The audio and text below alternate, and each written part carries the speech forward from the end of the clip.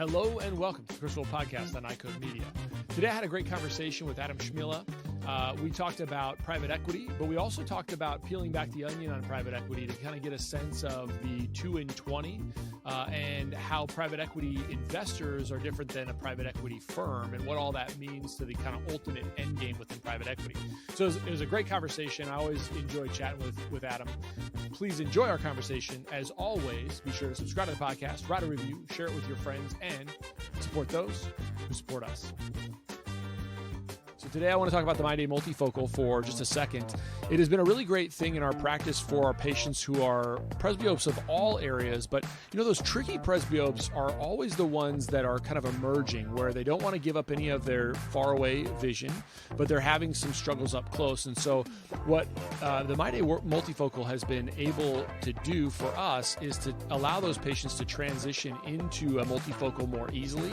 And then as we have those patients progress into other levels where they need more ad powers, it's been a nice smooth transition. So the ultimate hurdle that we've seen in our practice before the MyDay multifocal was that we'd have patients who would resist any transition to a multifocal lens because of that distance blur. We just haven't seen that. So if you haven't started using MyDay multifocal in your practice, I would encourage you to start, check it out, reach out to your Cooper reps for those trial lenses and commit to MyDay multifocal for your patients. I think they're going to like it.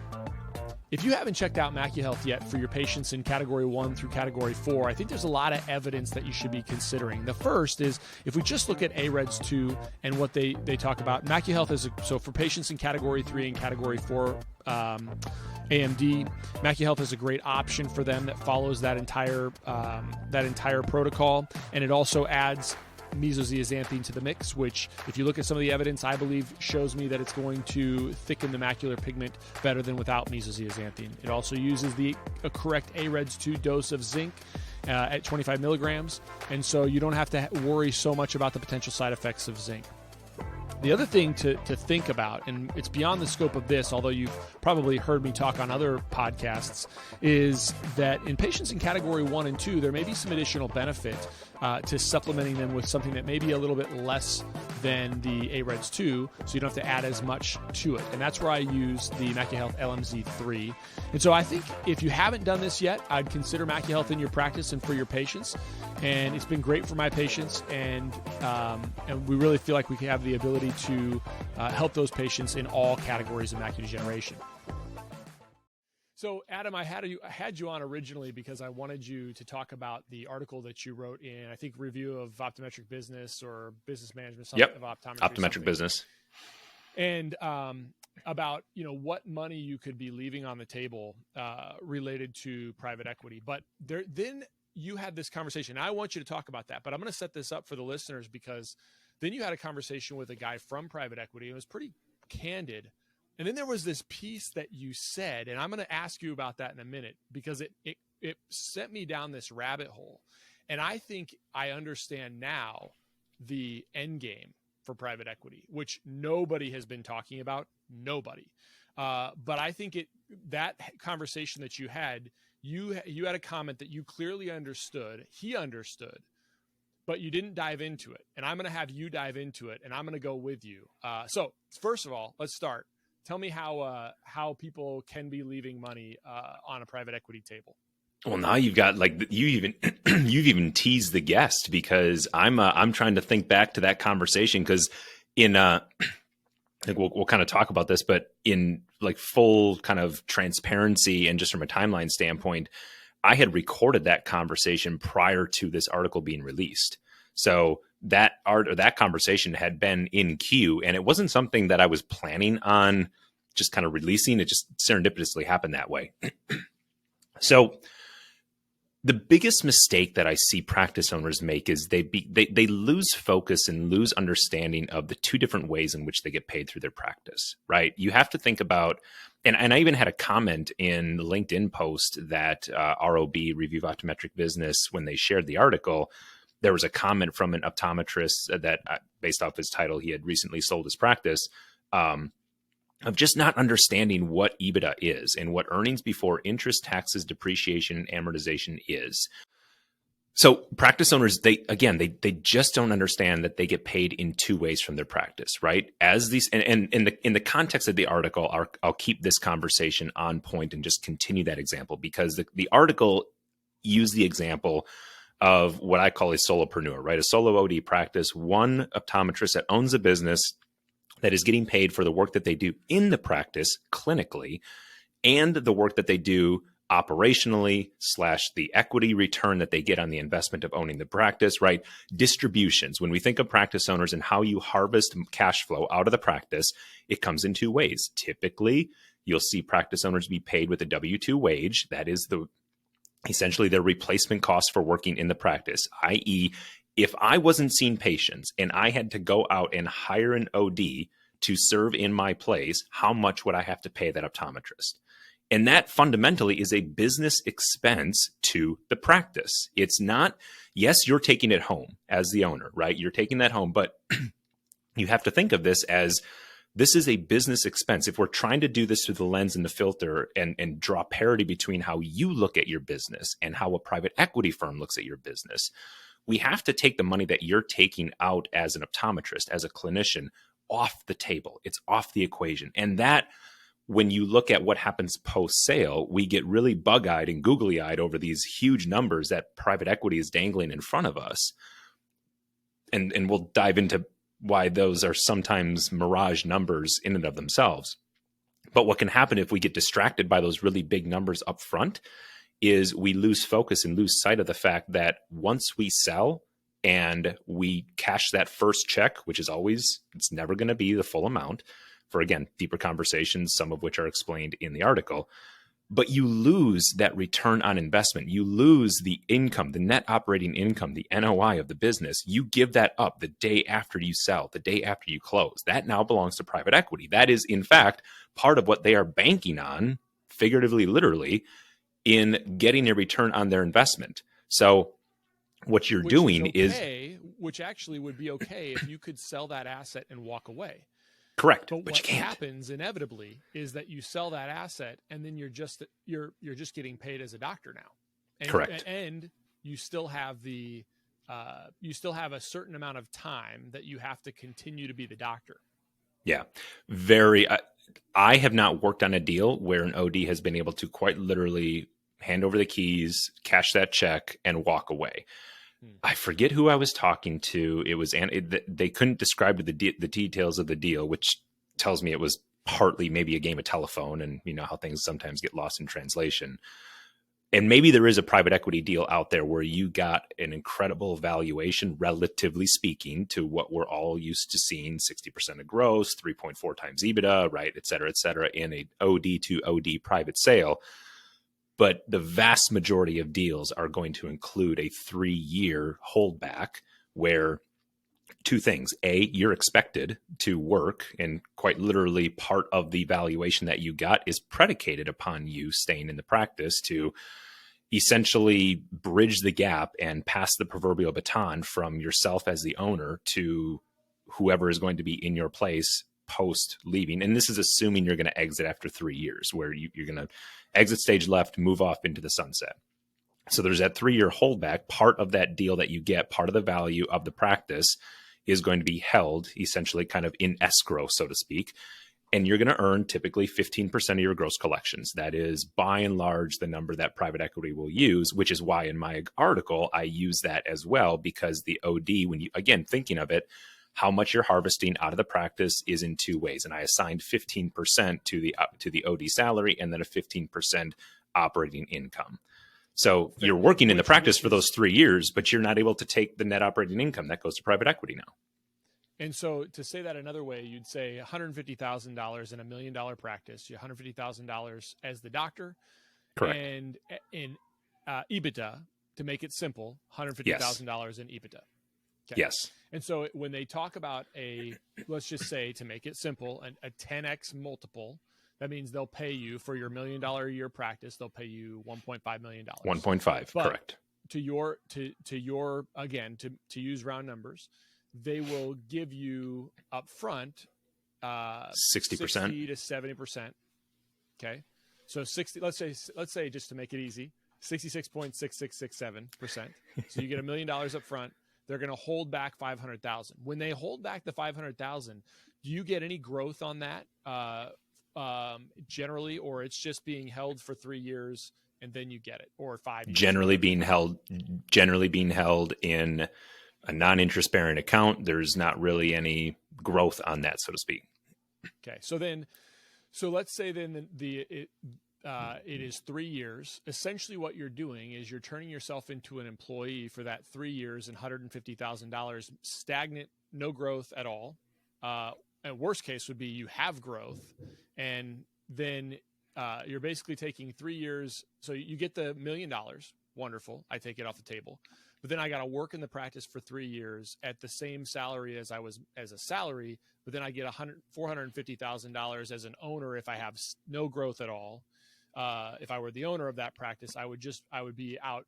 That 3 years would be another $450,000 in my practice, which I can't get until I do the 3 years, and maybe I get a little piece, the $50,000 on top. Correct. We're all square? Yep. Okay. Yep. We're all square. Okay.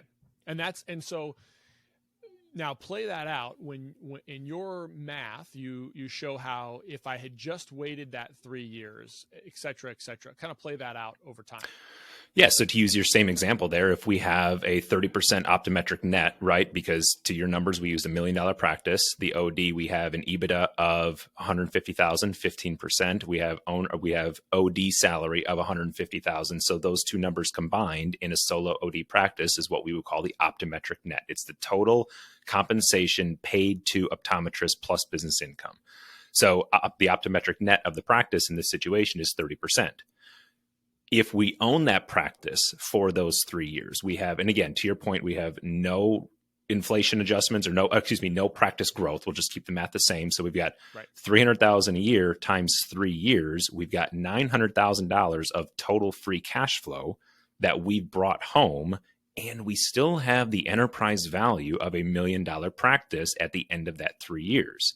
And so now if we go and we sell, so we've had $900,000 of total cash flow that we've harvested out of the practice by owning the practice for those same 3 years. And we still own the enterprise value of $1 million practice at $150,000 EBITDA at, let's just say you get a 4.5 multiple on a practice like that to private seller.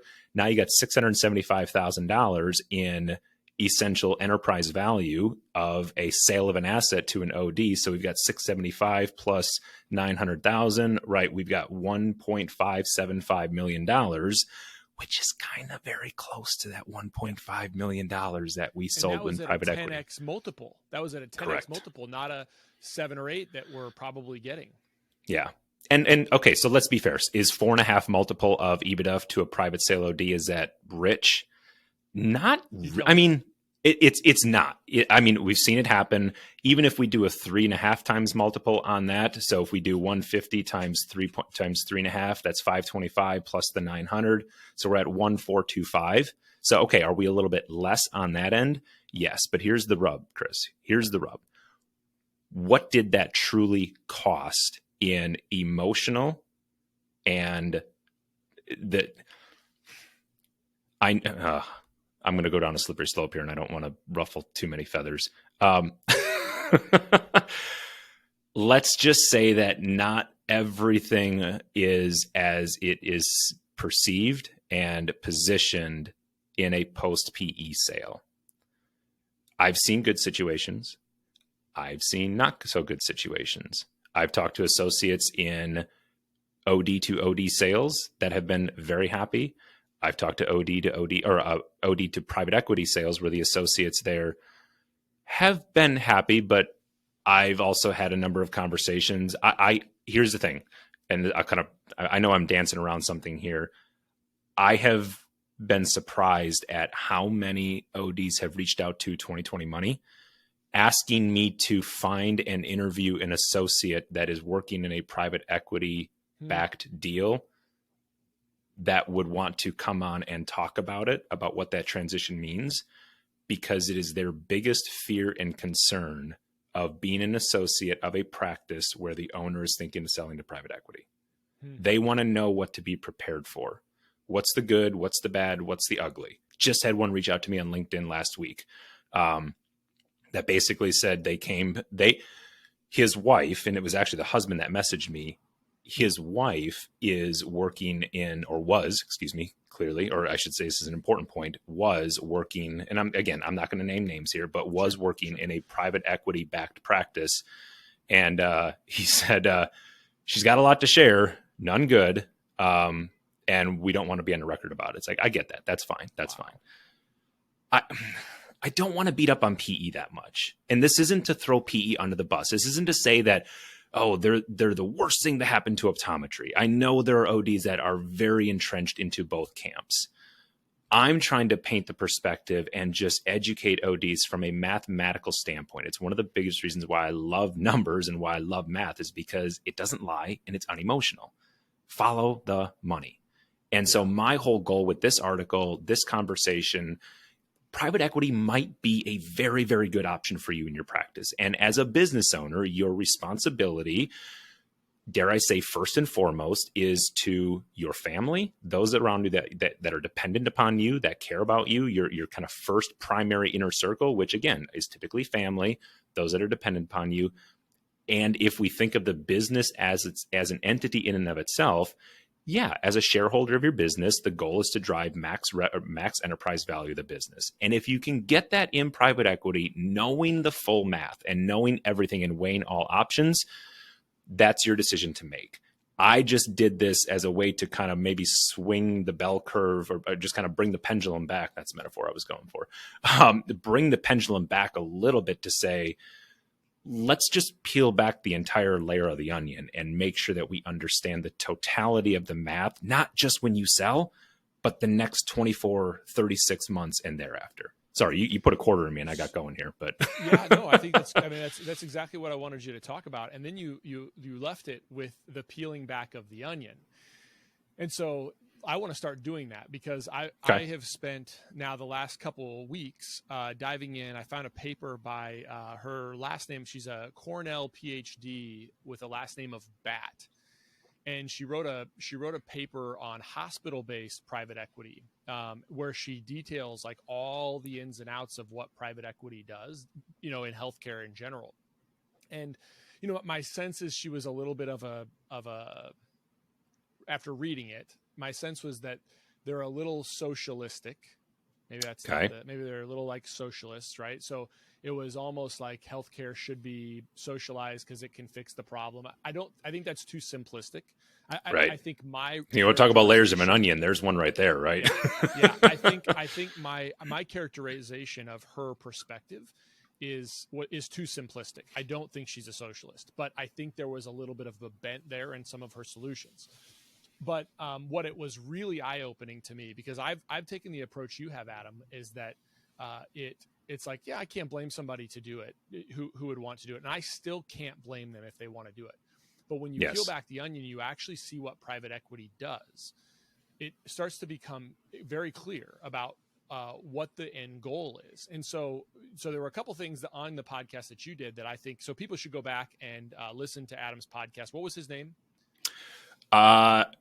This Barry? Was it Barry?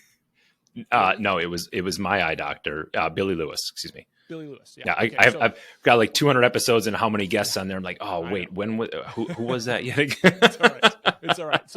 So you should go back. Billy Murray, excuse me, not Billy Lewis. Billy Murray with Eye Doctor. We'll send you the link and you can tuck that in the show notes if people want to go listen to it. Absolutely. I'll do that. So it's definitely worth your time. But the take home for me was private equity is not a solve for a practice that's underperforming that has potential. You're not going to get any value in that.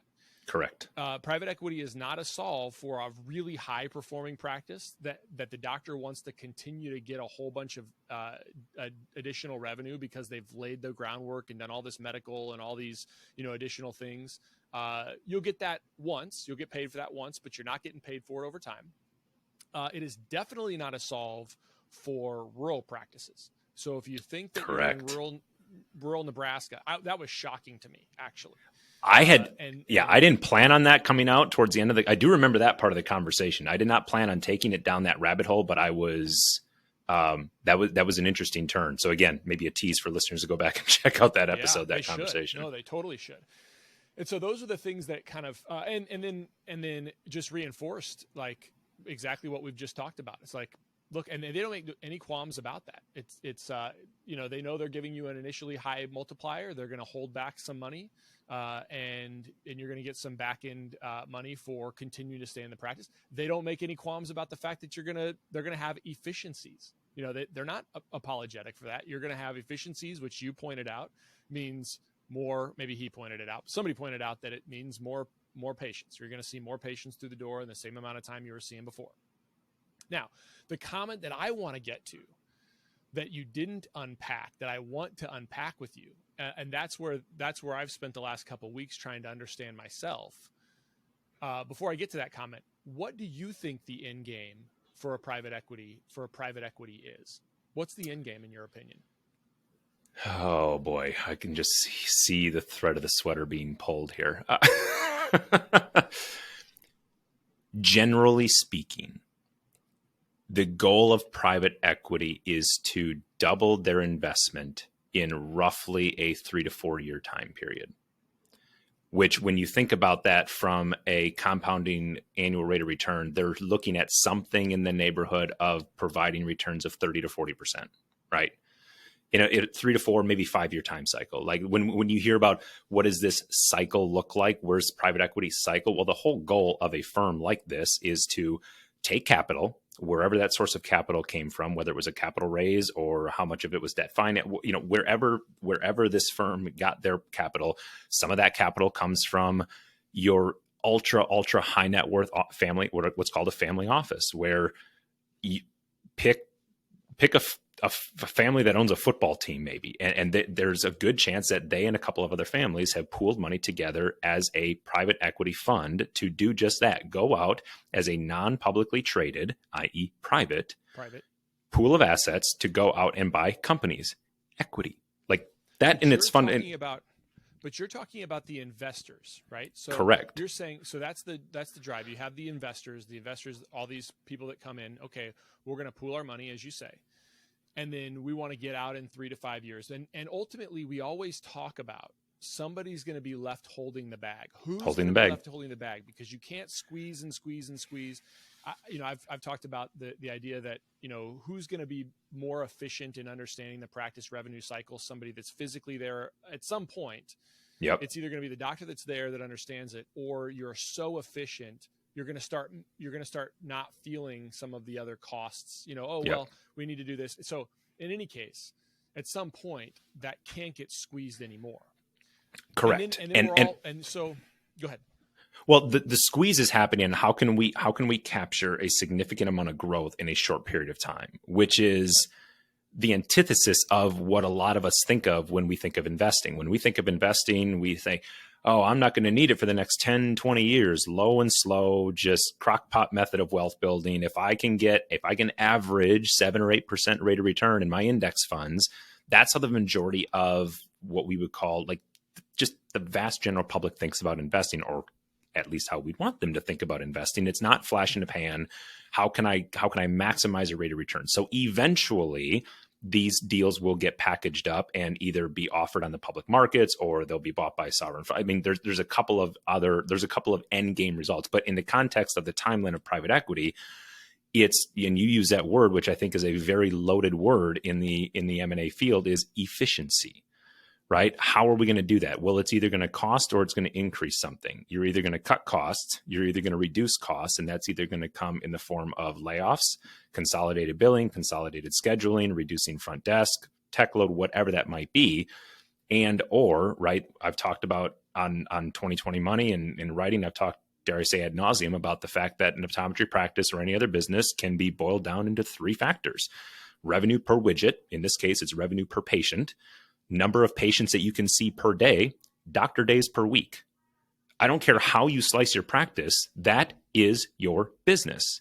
And so private equity, to gain a return on investment, needs to A, somehow increase revenues, and or B, reduce costs. Eventually, like you had said, you run out of runway, and you can only manipulate so much.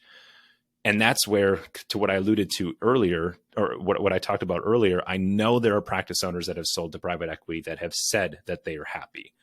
I don't have them hooked up to a polygraph. I don't know to what extent they're telling the truth. And if they really do feel that way, some may do, and great. They may have a great experience doing that. But if we can agree what I just said is true, that yes, there is certain efficiencies of scale that come the day that the ink dries on the contract because of their buying power, their ability to reduce cost of goods. Inevitably, there's a baked in return the moment the ink dries on that purchase agreement for private equity. But that's not the beginning, middle, and end of the game. There is that back end that they're looking to generate those types of returns. And that's going to come from one of those two things that I talked about. In order to increase the net income, one or both of those things have to happen. Increase gross revenue and or reduce your costs, continued above and beyond that flash in the pan that you get by what I mentioned earlier, the purchasing power, the price parity, et cetera, on cost of goods, direct expense, and things like that. And so because of that, sorry, I'm going to jump in because of that, you're describing how the investors in the private equity fund will make money over time. Yes. You squeeze and then you aggregate and then you offload, right? Yes. And so we are caught up in this cycle. I think the comment that you made, and I'm going to bring it up. I'm sorry to keep having these cliffhangers, but that's what we all talk about. We've been talking about it for the last 4 or 5 years of, okay, at some point it's going to keep going and keep selling, and then the efficiencies are going to run out. Okay. And then some investor in this private equity fund is going to be left holding the bag. But you made a comment that was 2 and 20 or something like that. Okay. You said so now what we have to think about, because this is what triggered me to kind of dive deeper, is you have the private equity investors, but then you have the private equity firm, and the private equity firm is basically the one that's running the show. And then their investors are investing in this big fund.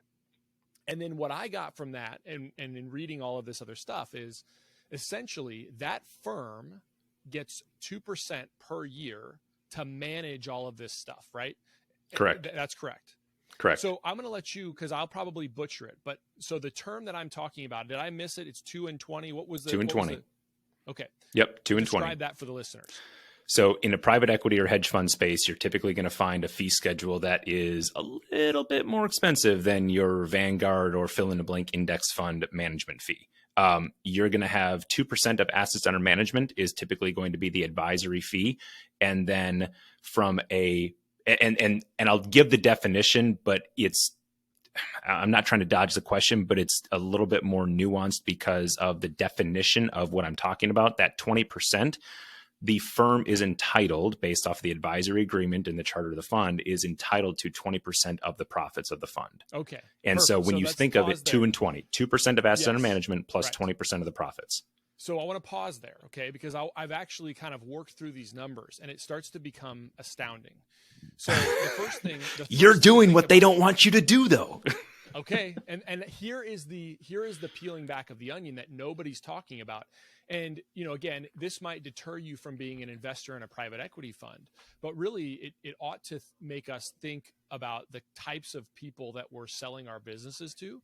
And this is why is it legal and legit? Yeah, I think it's totally legal from all the things I've read. Yep. Clearly it's legal. And there's some interesting reasons why they don't run up against antitrust, which is really interesting. But essentially, so let's say you have $1 million fund, so that we can use numbers that kind of resonate with kind of our thinking. $1 million fund, the private equity group or the private equity firm would come to that fund with 2%. So, and then usually the investors would come with 98%. Okay. Yeah. That's correct. Correct. About. Yeah. You're talking about from a funding standpoint. From a funding standpoint. Yes. Right? So yes. We aggregate $1 million in funds. The firm comes with 2%. The investors come with 98%. Okay. Yep. It can be variations of that. Real estate tends to be higher. Real estate might be 10, and the promote, as it's called in real estate investing, the promote might be 10%. In the limited, that's what the general partner brings. The limited partners are bringing the other 90%. Okay, so you're calling it the promote. So the general partner, the firm. Okay, so the numbers I've seen were like something like 2%. Correct. Yeah. Let's stay in one lane here. Sorry. It's still astronomical. It's still astronomical. But then when they go to buy a practice that's $1 million practice, they might have $1 million under management, right? And that's where they're getting a 2% annual fee. So now they've aggregated $1 million, and so they're going to make $20,000 just to do all the things that are required as a firm. Manage the assets. Correct. And they don't have to disclose what they're doing to manage those assets. They're just taking that $20,000 every year. And over the course of 10 years, if those investors are locked in, that's going to be $200,000, right? Just off the top of whatever that investment is, whether it makes money or doesn't make money, they're getting that money.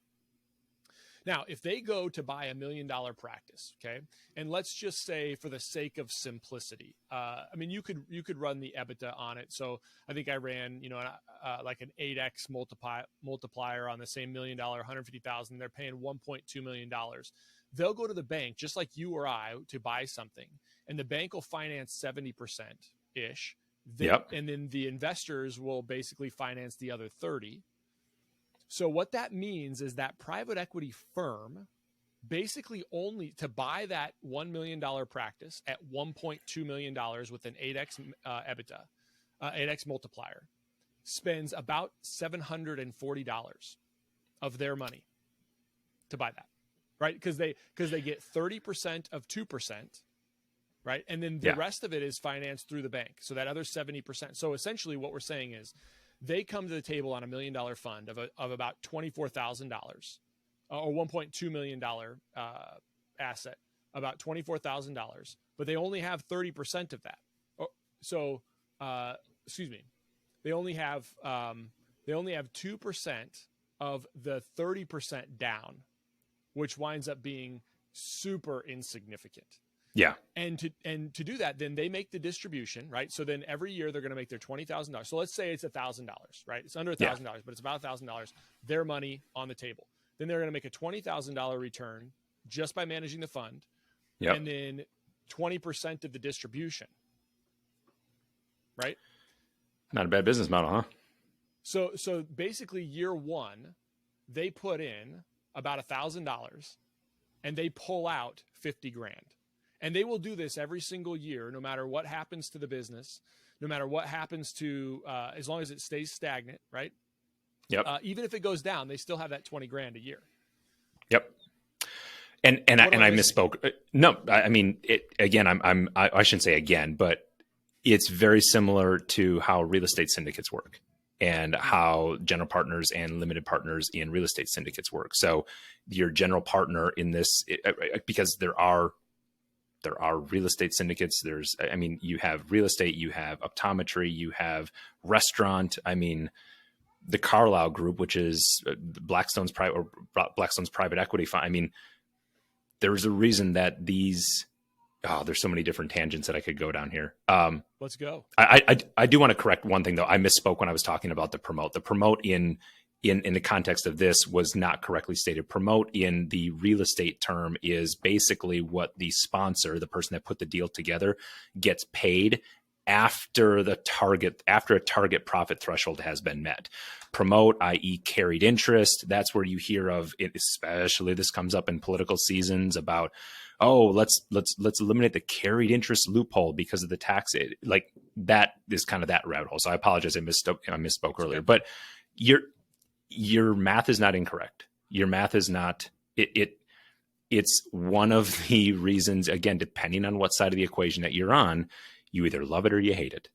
And people that hate it, and again, I don't like to use that word lightly. Maybe I shouldn't use that word, but that disagree with it or have friction with it.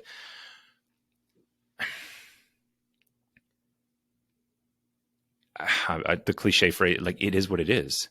I don't like that word. Look, I don't think you have to like it or dislike it. I mean, I think you could like it. I think you could dislike it, but at the very least, we ought to understand it. Correct. Yeah. And so I think the whole point of that, I'm still kind of working through some numbers because this has actually become like another, I don't know if it's a CE lecture or a webinar or what, but like putting this together, the winners. So no matter what happens, essentially my take home from all of this is that the winners are the PE firms. The investors might lose, The practices might lose, but the PE firm will never lose, ever. Worst case scenario, to your point, you leveraged very little and you earned a decent management fee on assets that technically you didn't have to pony up. And look, this is where I can see listeners or hear listeners, think of listeners right now shouting to the proverbial cloud in the sky of like, how does this happen? It's the same thing in the sense of, why do we pay if we think of real estate, why do we pay a 6% rip on a leveraged asset? Like if I sell my $500,000 home and I only have $100,000 of equity in that home, well, a 6% rip on a $500,000 home is $30,000. If I only have $100,000 of equity, I essentially just paid a 30% commission, dollar on dollars, of what I actually owned. Real estate, going back to real estate, right?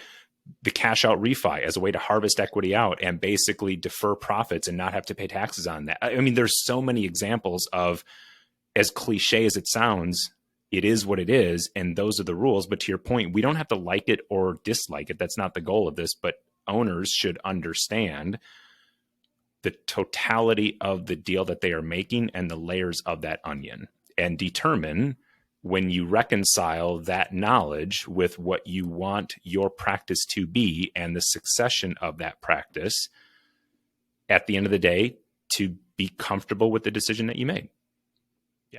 Yeah. I mean, I agreed. I think so.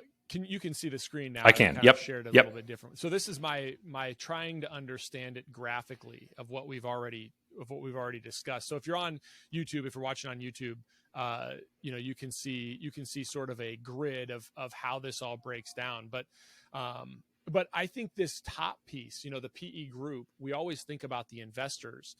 And if I'm an investor thinking on LinkedIn, I got somebody reached out to me about, I don't think it's an eye care at all, just about, hey, do you want to invest in our private equity fund? Give us a call, blah, blah, blah, blah. And they're talking about, a guarantee of, not a guarantee, essentially a guarantee. A target. Yeah. Correct. But your point is not, is right. I mean, if you're an investor and you're a high dollar investor and you can think in a couple of years, I can spin it at 30 to 40%. Obviously there's a lot more risk in that, right? So like you could lose a lot of money. And we always wonder about who's holding the bag. But when we think about sort of the infrastructure like this, so if we think about sort of an infrastructure that looks more like this is what we talk about all the time, right? So you have an investor, PE firm, they buy up a whole bunch of practices. They may have some buildings included in there, but this is really the way it works. I think that allows you to kind of understand. So where there's sort of a hierarchy where it's just these investors, that's not how it works. And so you can see the other stuff that I read that they're doing is like, so on a building. So if they buy like a building with the practice, then what they'll wind up doing is they'll wind up leveraging any equity in that building with loans, right? Yep. And then they'll take those loans and put them as distributions and take, and so they wind up. That's the tax play that that I mentioned earlier. Yep. Yeah. So it's just, and they'll use the capital that they harvest out. And anybody in real estate does this, right? They don't bat an eye at it. It's the way the tax laws are written. It's the way the regulations are written. It's the financing deals. And when I say regulations, banks are constrained to the banking laws and regulations that essentially dictate how their business model operates to hopefully protect what we saw happen in 2008 of being completely over leveraged. So they're still, quote unquote, coloring inside the lines of the legislation that's written. But yeah, I mean, building up equity in a building, buying a building that maybe is at 80% occupancy or 90% occupancy, making some improvements, raising rents. Now you get a reappraisal. You took your value from this to this based off of whatever cap rate or capitalization rate that you're using. You take the gain, you harvest that out, you distribute back to your investors. You take what's left over for you as a general partner, go out and find your next deal, take the capital from your investors that you return because you've demonstrated proof of concept. They now trust, like, and want to do business with you. Lather, rinse, repeat. And it just grows and grows and grows and grows and grows and hopefully in perpetuity.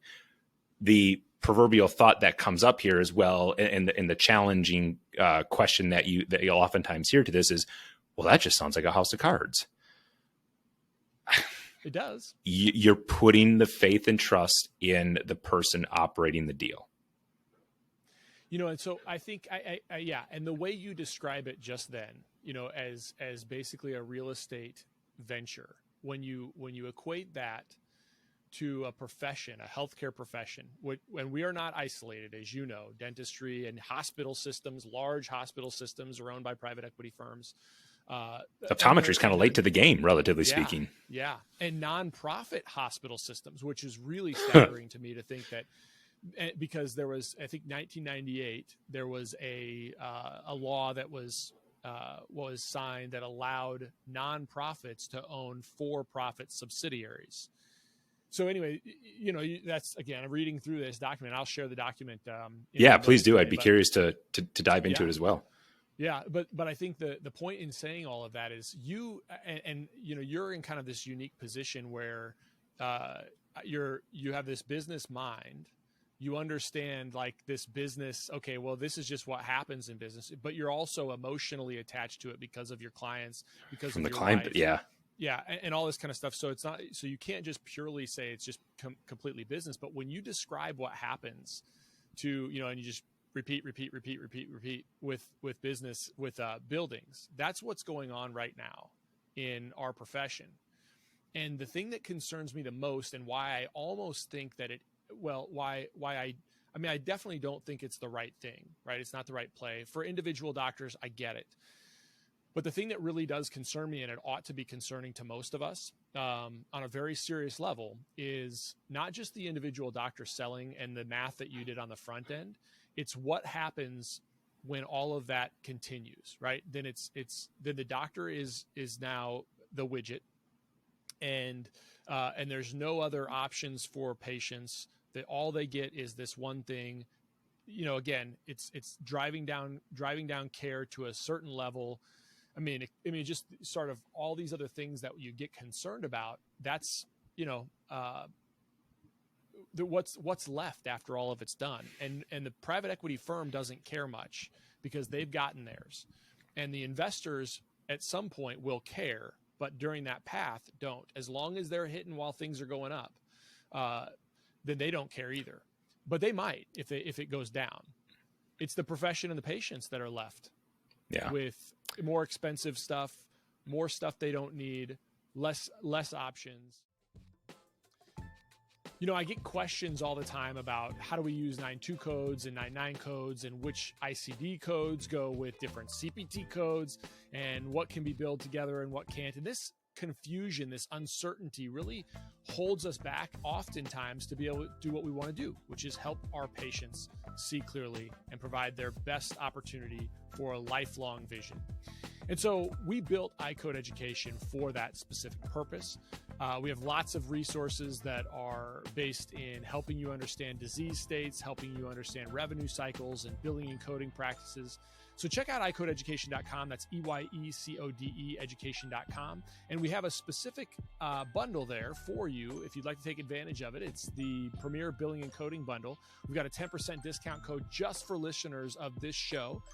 You can just, in the coupon code at checkout, you can enter in iCodeMedia22. That's EYECODEMEDIA 22 at checkout. We'd love to have you. We'd love to work with you. Check out iCodeEducation.com. Optometry from a timeline standpoint is we're late to the party. I mean, this has been happening in ophthalmology for years. Dentistry went this way. Veterinary went this way. Like you said, hospitals have been doing this for years. Pharmacies have gone this way. And then eventually what can happen in this situation is one exit option is to go public. You have a private equity firm and we take the word private out of it and then replace it with public equity, i.e. Apple, IPO. Or maybe, an IPO, or better to better connect this to the pharmacy space, CVS, right? Yeah. CVS, not as a private company, but you eventually end up with publicly traded companies that may have started out as private companies. Aspen Dental, Immediate Dent, Gentle Dentist. Again, I don't know the dentistry space in depth to know candidly which one of those are public versus private. I do think it's a mix there. I think if my memory serves me right, Immediate Dent is publicly traded, Gentle Dentist is private, or maybe it's Aspen. I don't recall. But my point is that is one of the exit strategies, which is to take a private company public. And now you're subjected to now every quarter matters. And that, again, I say that I know listeners that you're talking on both sides of your mouth. You're an investment advisor. You help clients manage their money. The goal is to get a return. Yes, I get that. And that is not lost on me. The question there is, where do we draw that line of how and when and to what extent do we participate? How do we essentially, quote unquote, vote with our dollars? Where do we deploy the dollars? Where do we deploy the equity? If you're buying a broad-based index mutual fund or a broad-based indexed ETF, you don't have as much control over that. But if you're controlling the fate and the buyer of your practice or practices, location, real estate, any asset that you have control over, yes, you do have control over that. And again, this isn't bad or good. I think, this is more of understand the full picture. Understanding that, you understand the full picture. And to me, you have the ability to say, look, it's a financial decision. And I think it's fine. I don't. I think that's your position, your fiduciary role. Right. The thing I worry about is the comment that you made was that you compared it to CVS. CVS is a publicly held company. Whether they are, I don't know. But the thing that I worry about is it's not an endorsement or recommendation to go out and buy CVS. Just let me get that disclaimer in there, right? As an investment advisor. Fair enough. But the thing that I worry about is, you'll hear people comparing us to pharmacy. If private equity is temporary, it's actually all upside to the independent doc that's entrepreneuring, right? It's complete upside, because if what everybody fears will happen, which is the conversations you've had, the conversations I've had, if that happens, then you're just ripe for a new practice to come up and serve the patient. Save the day. Correct. But if it gets to critical mass where, you get to the point where you have like the Kaisers, right? Kaiser Permanente. And they've got so much mass that the public has no other choice, and there's no real antitrust that can go against them because of the size of individual practices, then that's where you start to see this degradation of what a profession can offer. And that's why we think of pharmacists by and large, right, as, again, this is just a characterization of what just a general sense. I know it's not what pharmacists do, but it's just a generalization of what the perception is I go to a register, I give a prescription, they ask me, do I have any questions? I say no, they take my money, I'm gone, right? As opposed to what a pharmacist might be doing in a smaller location or in a hospital-based setting where they're really counseling you and trying to troubleshoot to see, if we go that way, there is no ability to come back and say, well, we're gonna do this differently. So think about the last pharmacy that you went to that had the ability to do something differently. Interestingly enough, and maybe this commercial retail pharmacy, I think there's the clear point of emphasis that I would make, because interestingly enough, we actually have a client relationship that he, ironically enough, has been in private equity before, or in a consultant role to private equity firms, and has worked on some pretty big deals that we would all know of, like massive nationwide deals. And his wife is a pharmacist. And the interesting thing was she was sick and tired of being sick and tired in the retail commercial pharmacy space. So you know what they did? They went out and bought a specialty compounding veterinary pharmacy practice. Yep. And let's just say they're doing okay. So my point with that is niche.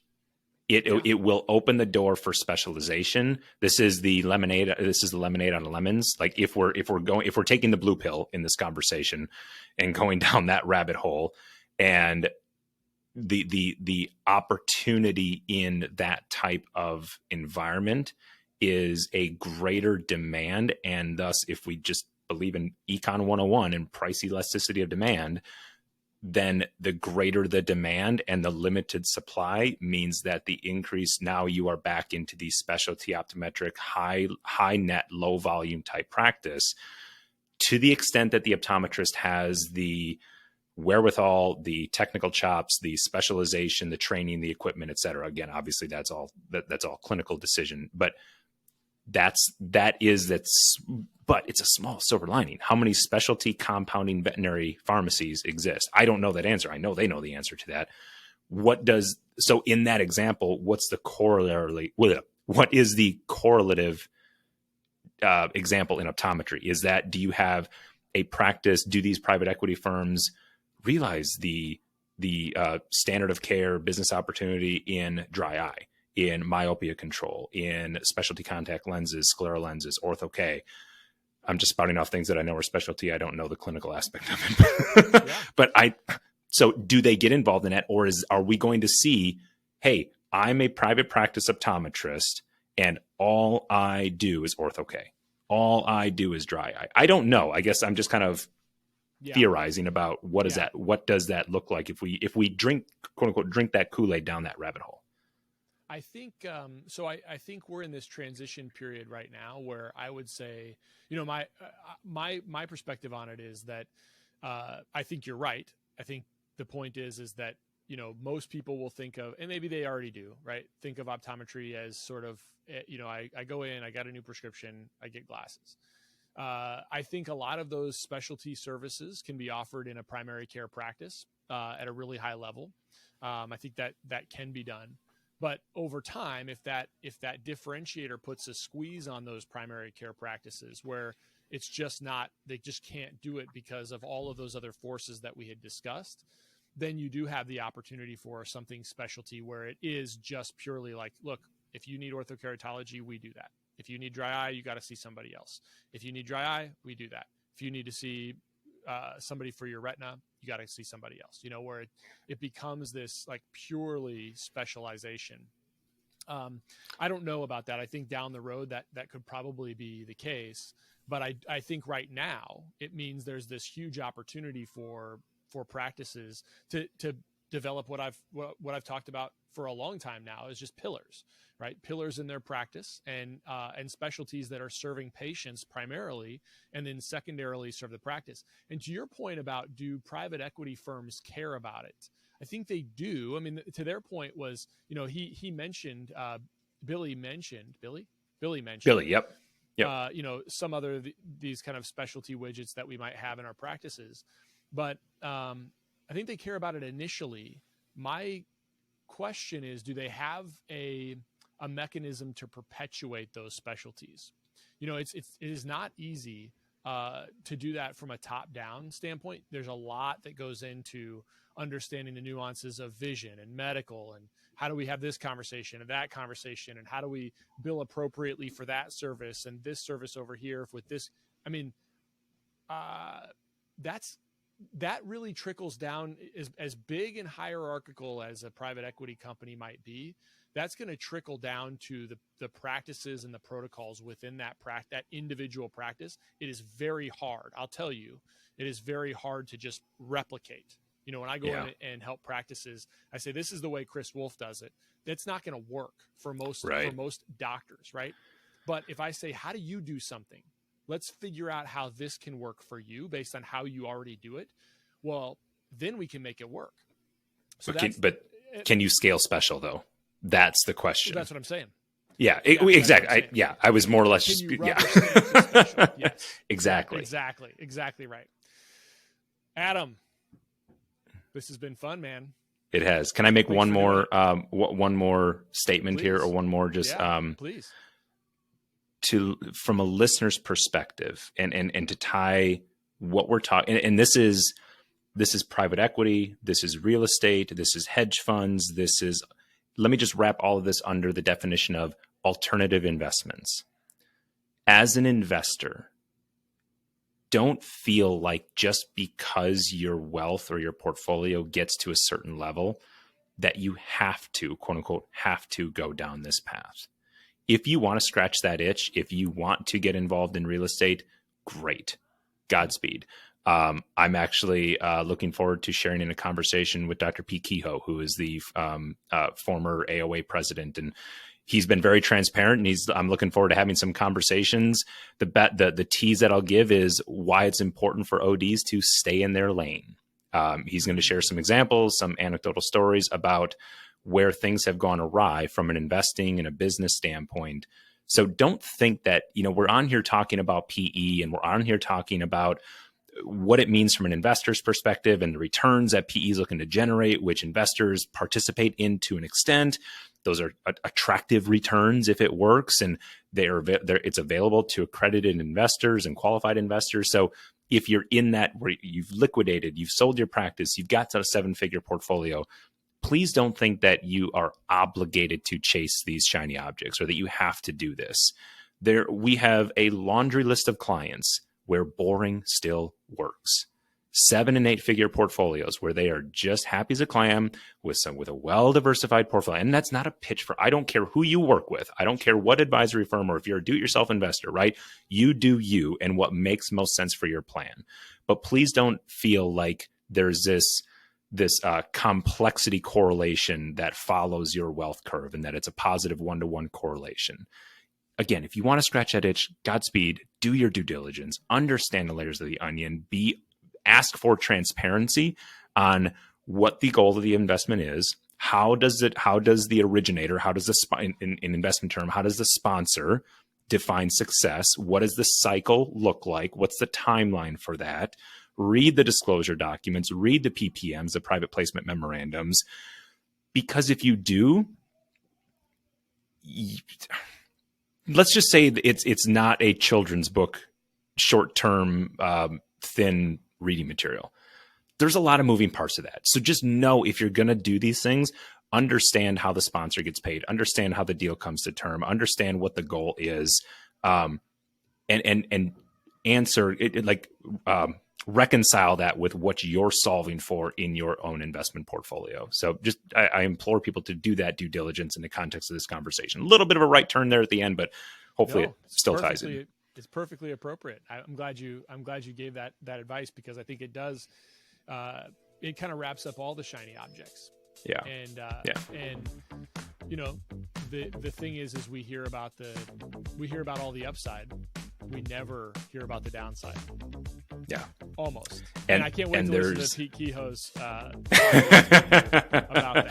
So. I was and kudos, thanks to